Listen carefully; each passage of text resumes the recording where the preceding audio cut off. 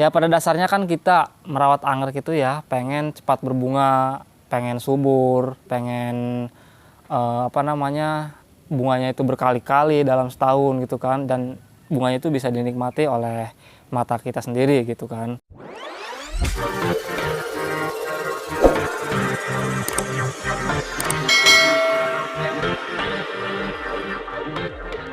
Assalamualaikum warahmatullahi wabarakatuh. Jumpa lagi di channel YouTube Jamal Orchid ya.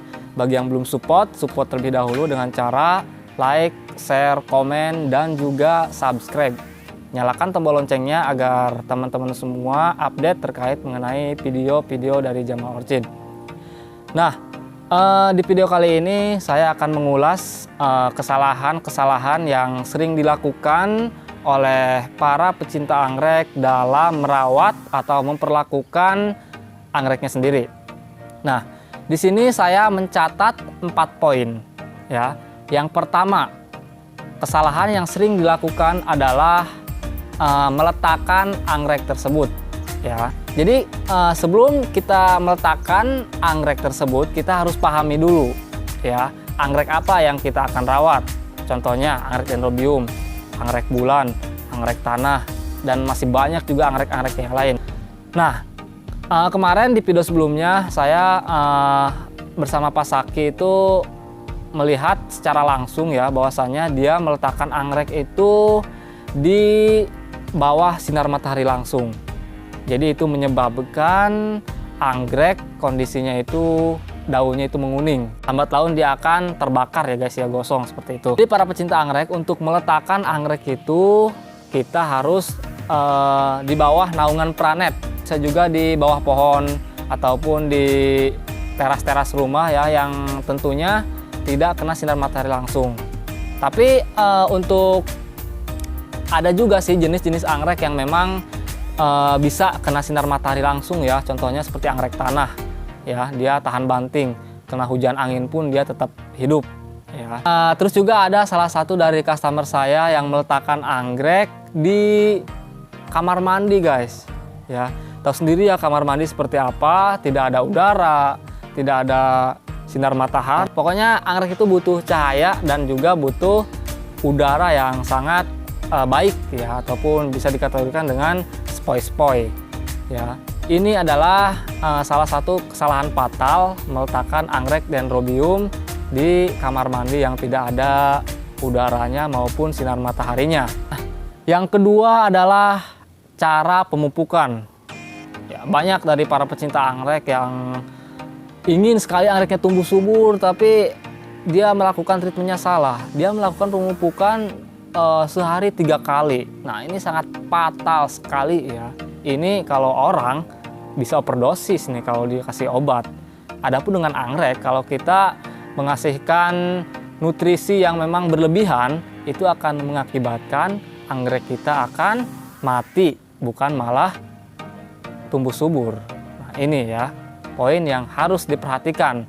Jadi untuk cara memupuk anggrek itu baiknya, optimalnya itu dalam seminggu kita melakukan pemupukan 2 kali dalam seminggu ya. Untuk waktunya sih bisa diatur oleh kalian semua ya. Yang penting dalam 7 hari atau seminggu itu melakukan pemupukan itu sebanyak 2 kali ya, yaitu pupuk organik maupun anorganik. Dan waktu-waktu pemupukan itu dilakukan baiknya di pagi hari jam 7 sampai jam 9-an. Jangan sampai kita melakukan pemupukan di malam hari ya, karena ketika kita melakukan pemupukan di malam hari kondisi tanaman itu sedang istirahat. Yang ada nanti anggrek kita pertumbuhannya itu tidak akan efektif ya. Setelah tadi pemupukan, nah kita lanjut ke poin ketiga, yaitu kesalahan fatal dalam melakukan penyiraman terhadap tanaman anggrek. Nah, untuk tetap penyiraman ini kita harus mengetahui dulu ya media apa yang kita gunakan.